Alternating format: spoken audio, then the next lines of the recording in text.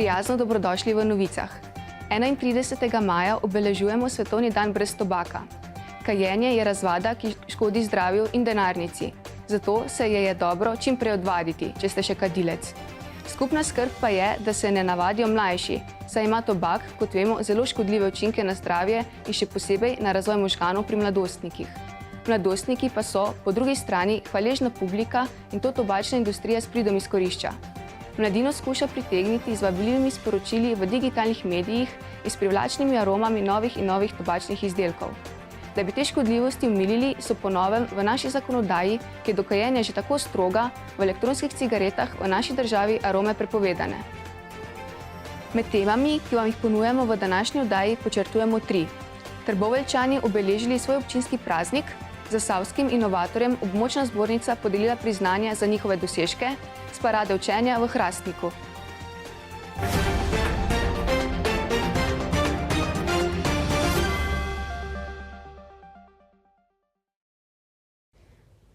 Občina Trbovlje je na osrednji slovesnosti ob občinskem prazniku počastila 3 pomembne jubileje. 100 let od boja proti Urjuni, 90 let od prve gladovne stavke rudarjev in 10 let od zadnjega štrajka v rudniku Trbovlje Hrastnik. Scensko zanimiva slovesnost je ponudila obiskovalcem reprizo dogodkov v izvedbi učencev osnovne šole Tončke Čeč in društva Perk Mandelc. Uvodoma je goste pozdravil župan magister Zoran Poznič, osrednji govorec pa je bil gospodarski minister Matjaž Han. Slovesnost je bila sicer v znamenju podelitev nagrad. Posebno priznanje župana za pomemben prispevek na področju gospodarstva, turizma in socialnega življenja v občini je dobila Marija Juraja. Posebno priznanje župana za prispevek na družbenem področju, ki širi ugled občine, je šlo v roke doktorici Džejmi Hadrovič. Letošnji dobitnik najvišjega priznanja, častni občan Trbovelj, pa je dr. Matjaž Kmecel, ki je s ponosom povedal, da je Komljanec. Prvo junijsko nagrado za izjemne dosežke na različnih področjih pa je dobila Marija Govejšek. No, ampak rasla sem jaz ob mojem očetu, mojem starem očetu, ki sta bila super pripovedovalca in tudi moja dobra učitelja, ne. Tako da sem zrasla v taki družini, ko je bila vedno pripravljena pomagati drugim. Tudi jaz sem pa tista, ki delim, da so drugi srečni. Predvsem imam pa jaz zelo rada otroke, pa rada pomagam starejšim, tistem, ki so pomoči potrebni. Vaše prostovoljstvo je seveda poznano posod. Ste pa tudi med drugim spet predsednica Zveze združenj borcev, ki pa je nekako postalo že vaše, lahko rečemo, osebno pribežališče. Ja, res je. Jaz pa v borčevski organizaciji, če mi kdo verjame, ne najdem tisto energijo, če jo rabim, se vrnem v Mjašo pisarno in temno je vir energije, ki jo da meni, da lahko še sploh kaj delam. V kulturnem programu je nastopila tudi Nina Pušlar, ki so jo med drugim spremljali otroci pevskega zbora osnovne šole Tončke Čeč.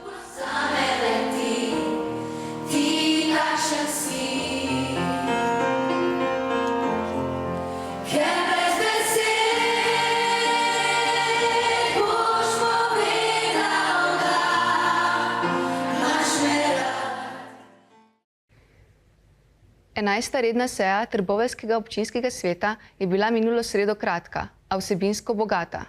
Svetniki so med drugim dali zeleno luč v prvi obravnavi za tehnološki park Mesto akrobatov na območju Lakonce za podrobni prostorski načrt za to območje. Podžupanja občine Trbovlje Vesna Jesih razlaga.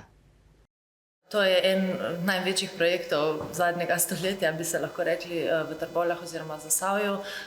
Sedaj je bila opravljena prva obravnava tega občinskega prostorskega načrta in odlok gre v javno obravnavo, kar pomeni, da bo javno razgrnjeno 30. maja 30 dni v prostorih občine Trbovlje. Na voljo bo tudi na spletni strani in opravljena bo tudi javna obravnava, kamor so vabljeni vsi občani in občanke oziroma vsi, ki jih ta tematika zanima. Sicer Trboveljčani v teh dneh, kot vemo, praznujejo svoj občinski praznik, ki je letos v znamenju okroglih obletnic. In tudi na seji se je župan magister Poznič vsem, ki so se slavje dan pred sejo udeležili, zahvalil. Praznovanje pa se še nadaljuje. Letošnje leto je res posebno, saj praznujemo 3 takšne okrogle obletnice, enako kot ste že omenili, 100 let napada oziroma obrambe pred Orjuno, praznujemo tudi 90 let od gladovne stavke rudarjev in pa 10 let od zadnje stavke rudarjev v Trbovljah oziroma v jami Trbovlje-Hrastnik. In tem obletnicam smo letos dali kar veliko veljavo, tako da poleg te slavnostne seje, ki je bila včeraj, sledi še kar nekaj dogodkov povezanih na to tematiko in pa seveda, tako kot vsako leto, tradicionalna Anduht in Nohšiht, ki se bosta dogajala ta vikend, se pravi v petek in v soboto. Vse je že pripravljeno, tudi v primeru slabega vremena imamo rezervni načrt, tako da vsi lepo vabljeni. Zasavska gospodarska zbornica je minuli torek podelila priznanja najboljšim inovatorjem za letošnje leto. Slavje je potekalo v Delavskem domu v Zagorju, udeležili so se ga domači župan Matjaž Fagan in župani sosednjih občin in tudi generalna direktorica Gospodarske zbornice Slovenije, ki se, kolikor ji dopušča čas, rado udeleži takšnih dogodkov po vseh regijah. V Zasavje pa še posebej rada pride, saj se spodbujanje inovatorjev začelo prav tu. In kakšen je pomen inovacij za gospodarsko zbornico? To je za nas največji pomen. Država, ki se ne zaveda, da svet stoji na raziskavah, razvoju, inovacijah in seveda treba je to tudi komercializirati, potem najverjetneje nam ne bi bilo pomoči. Zato se sama vsako leto, če se le da, tudi potrudim in pridem in obiščem vseh 13 regijskih zbornic, ki se že 22. zapored trudi za to, da imamo regijski zbor inovacij v državi. Tukaj Zasavje pa moram še posebej pohvaliti, ker za Zasavje pa to pomeni že 28. Vi ste orali ledino in pokazali, kako je to pomembno. Torej, naša zbornica vlaga v ta steber raziskav, razvoja, inovacij in internacionalizacije poseben pomen, posebno težo. Zato smo tudi ustanovili, da rečem, ta steber kot prioriteten steber, ker vemo, da družba, ki ne vlaga v to, pač ne more pričakovati blaginje za vse. Letos je rekordno leto, kar 240 inovacij je prijavljenih v vseh 13 regij. Zelo sem ponosna na to številko, torej vsi se zavedamo pomena tega, ne samo vaša regija in ja, tudi na nacionalnem nivoju, kjer bo izbor septembra, sem vedno ponosna, ko vidim, kakšen potencial imamo v tej naši družbi. Na letošnji razpis so v zbornici dobili 20 prijav 9 gospodarskih družb in 3 ustanov, pri inovacijah pa je sodelovalo natančno 100 inovatorjev. Zasavska gospodarska zbornica pa je za letošnje leto podelila 13 srebrnih priznanj in 7 zlatih. Od teh se bodo 4 uvrstile v državni zbor. Za inoviranje je spodbudno okolje izjemno pomembno, je kultura podjetja, razlaga prvi mož iz laškega Etija. Ja, pri nas je inovacijska dejavnost zakoreninjena v redno delo. To je na nek način kultura funkcioniranja Etija, kjer inovacije vzpodbujamo tako na tistih najbolj operativnih nivojih, se pravi pri vsakem zaposlenem, kot pa seveda tudi skozi razvojne projekte in pa tehnološke projekte, ki venomer tečejo. Ja, število je v bistvu bolj ali manj konstantno, je pa res, da je visoko. Mi se ponavadi gibljemo med 8 in 10. To so seveda vse že preizkušene inovacije, to so vse že stvari, ki delujejo v praksi, kar pomeni, da mi že danes ob tem dogodku vemo v bistvu, koliko jih bomo prijavili naslednje leto. Kakšne odlike po vaši sodbi mora imeti dober inovator? Ja, predvsem ne sme biti z ničemer zadovoljen, mora iskati izboljšave, mora gledati na svet malce s svojimi očmi in nikakor ne sme pasti v zono udobja. Kako se tem vašim inovatorjem, ki dobijo nagrade, to pozna pri plači? Ja, mi imamo izdelan pravilnik, kjer je jasno zapisano, kolikšna je nagrada za posamezno vrsto inovacije na regijskem ali pa na republiškem nivoju. Poleg tega je pa vseeno tu še eno dodatno priznanje za inovatorje, tudi moralno, tudi v naboru tako imenovanih talentov, ki jih mi vodimo, se jim na nek način dvigne njihov status, ker mi delamo zelo dolgoročno s kadri, jih spremljamo približno 70, jih zelo ciljno spremljamo praktično vsak dan. Če bi hoteli opisati inovatorja, bi rekli, da je radoveden, z ničemer ni zadovoljen, a to nezadovoljstvo ga navdihuje, da nenehno izumlja in popravlja. Pa inovacija, če ne izum, že na svetlem. Razen radovednosti, nenehnega opazovanja in učenja, mora biti tudi zelo vztrajen, delaven in potrpežljiv. Kako izgleda žepna matematika? To je vaša nagrajena inovacija, ne? Ja, res je. To se pravi, kaj to je ime pove, tako majhna je za v žep, vzeli smo pa dimenzije telefona, ki nas v vsakdanjem življenju ne motijo. Povejte mi, kakšne odlike mora imeti dober inovator?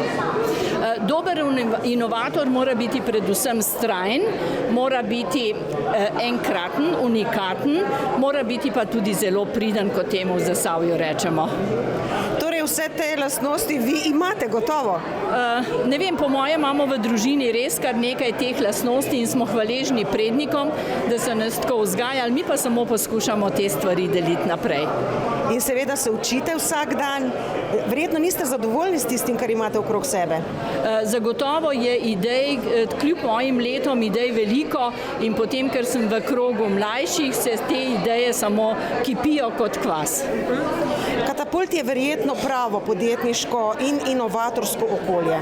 Absolutno. Katapult je okolje, v katerem se znanje deli po teh, bom rekla, zasavskih vrednotah, to se pravi nesebično se znanje deli, predvsem pa pomaga posameznikom v tistih fazah, ko bi recimo od izdelave prototipa do neke serijske izdelave za prodajo, bi takrat pravzaprav na tej poti marsikdo omagal in katapult pri tem pomaga.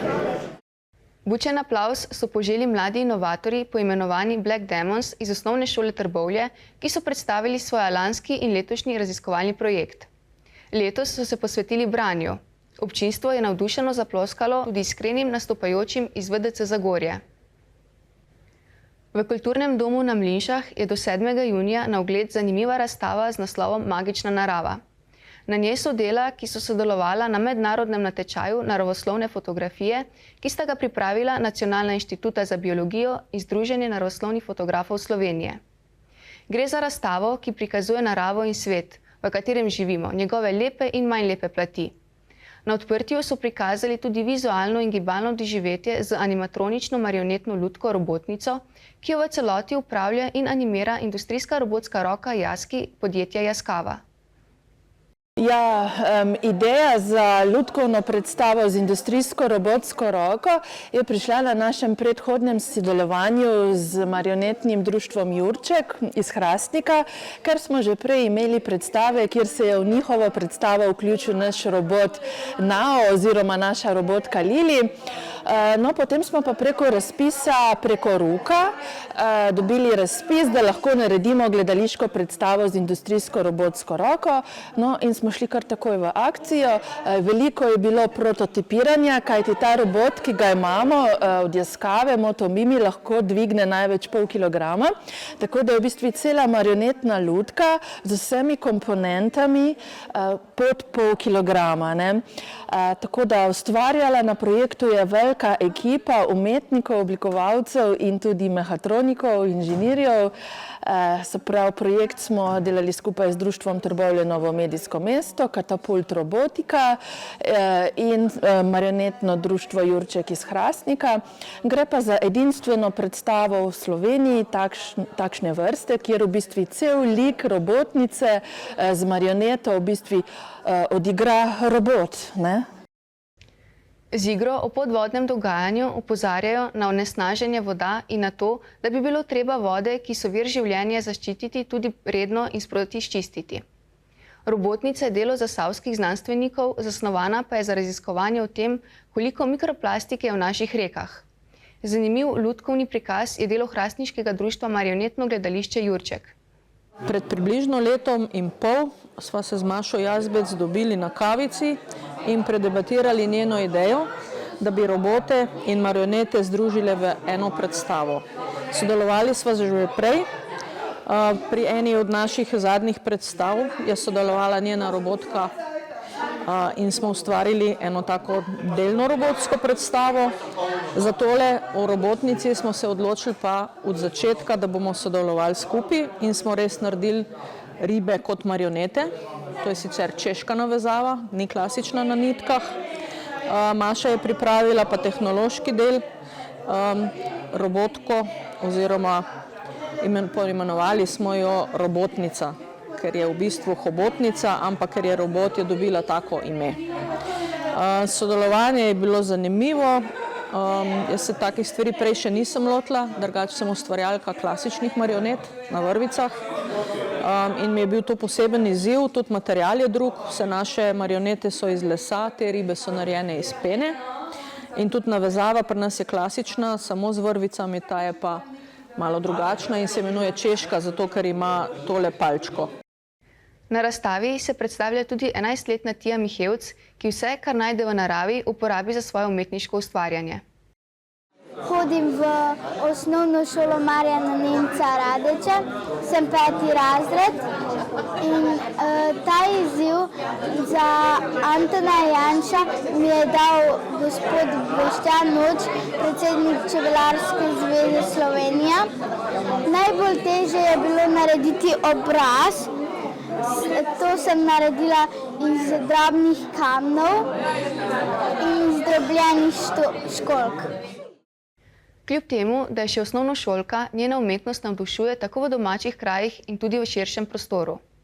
Razstavljala je že večkrat, med drugim pa je izdelala tudi posebno darilo za posebno prejemnico. Na to sliko sem najbolj ponosna, saj sem jo lahko podarila predsednici države Nataši Pirc Musar. Ona je bila zelo zadovoljna in to priložnost mi je dal Boštjan Noč, predsednik Čebelarske zveze Slovenije. Mihevčeva je v tem času praznovala rojstni dan in voščilo so ji zapeli tudi sošolci in ostali obiskovalci v dvorani.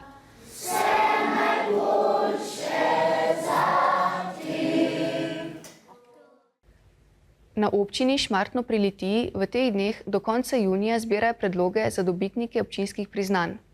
Za častnega občana, ki je najvišje priznanje za trajne dosežke na gospodarskem, znanstveno-raziskovalnem, umetniškem, športnem, humanitarnem ali drugih področjih, pa za dobitnike plaket in priznanj občine ter jubilejna priznanja občine Šmartno.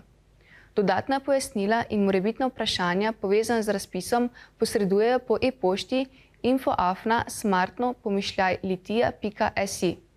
O predlogih, ki bodo prispeli, pa bo odločala pristojna komisija in nato občinski svet. V hrastniški športni dvorani je Zasavska ljudska univerza izpeljala vseslovenski festival Parada učenja, ki je tokrat prvič potekal v Hrastniku. Rdeča nit projekta je bila Učenje je življenje, naj krepi in radosti. V hrastniški športni dvorani se je predstavilo več kot 40 zasavskih društev, javnih zavodov in organizacij. Vesel sem, da se je Parada učenja ustavila v Hrastniku, ker je prav, da naši ljudje vidijo, kaj vse Zasavje ponuja. In vesel sem tudi današnjega dobrega odziva nevladnih organizacij in drugih organizacij ter seveda obiska. Tako da se veselim takih dogodkov in naj znanje resnično bo ena od ključnih vrednot. Hrastniški župan je bil tudi častni pokrovitelj dogodka.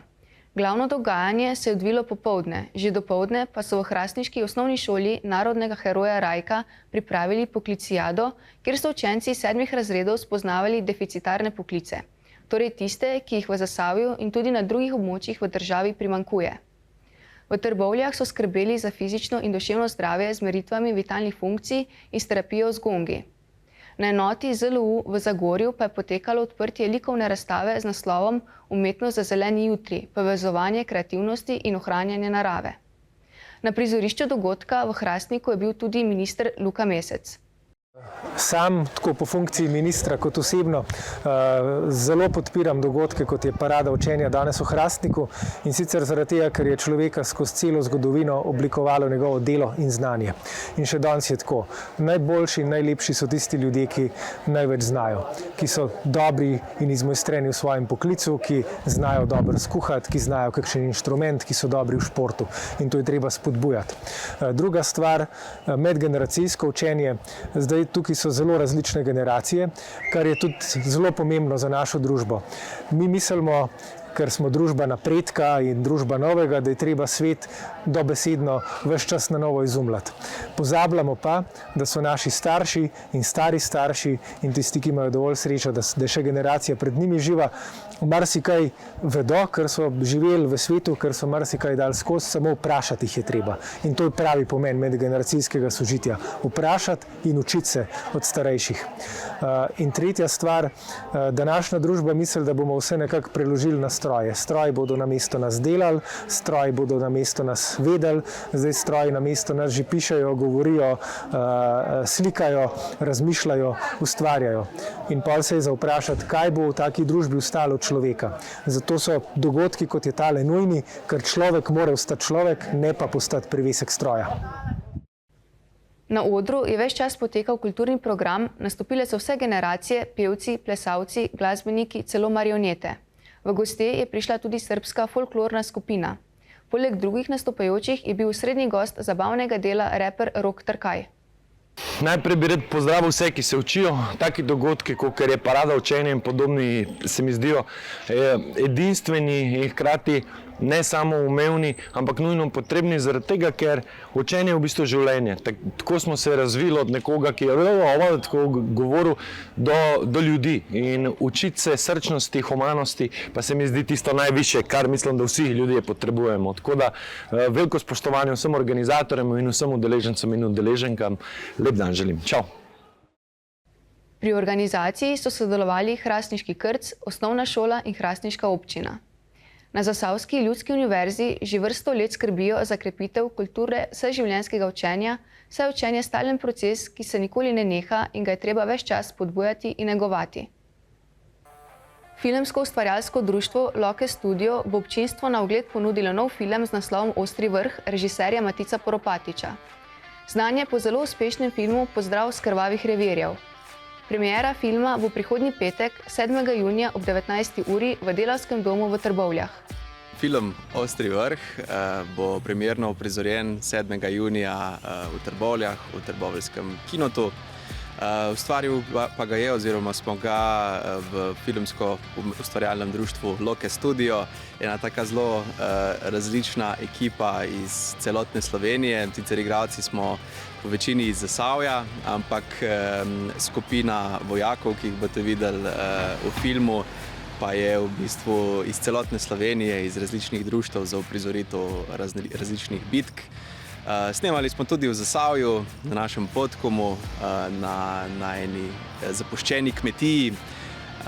Sicer zelo lepi zapuščeni kmetiji, ampak tudi nedostopni, tako da smo imeli kar nekaj logističnih težav, tudi da smo recimo vsakodnevno prihajali na vrh hriba na snemanje.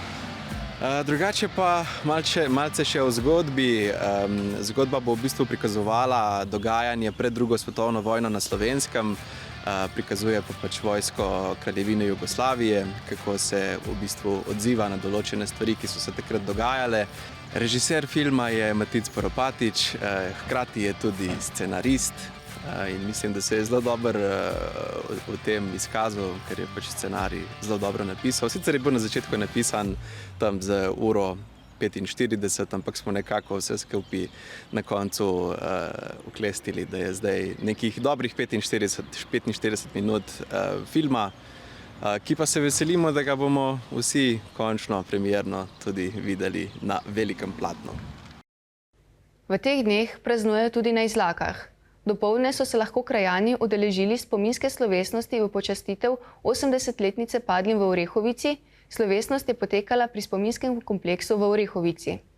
Pred tem so se lahko žrtev spomnili še pri sveti maši v cerkvici svetega Mohorja in Fortunata v Podlipovici. Svojo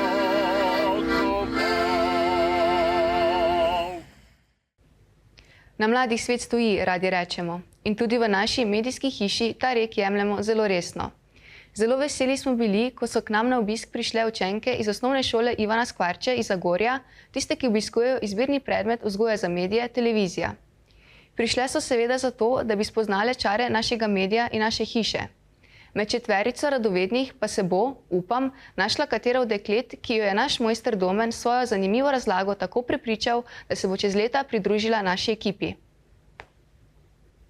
Če vas narava kliče ven, pa pri tem ni natančna, kam bi vas vabila, vas kar mi jutri vabimo na že 11. litijski tek, živahno, športno, rekreativno in družabno prireditev v centru mesta. Dogodek pripravlja Litijski zavod za kulturo, mladino in šport. Tek pa je namenjen tekačem vseh generacij, od najmanjših do tistih, ki veliko pomeni tudi rezultat na najdaljši 10-kilometrski progi. Večina tekov je posamičnih, ekipni duh pa krepijo s tekom trojk na razdalji 5600 metrov. Ker se lahko prijavite tudi še na startu, se ne obirajte in pokažite svoje tekaške sposobnosti. Podrobnosti o teku najdete na litijskitek.si. Drage gledalke in gledalci, ponudbo v današnji oddaji smo izčrpali. Ker smo v tednu gozdov, ki traja do nedelje, vam za konec ponujamo navdihujočo misel o gozdu. V govorici gozdov sem želel odkriti besede, ki jih drugi ljudje ne morejo slišati. Našpičil sem ušesa in poslušal razodetje njihove harmonije. Je zapisal in čutno tudi doživel znameniti Gustav Flaubert. Nas nič ne zadržuje, da ga posnemamo in se podamo v gozd. Vse lepo do naše prihodnje oddaje in srečno!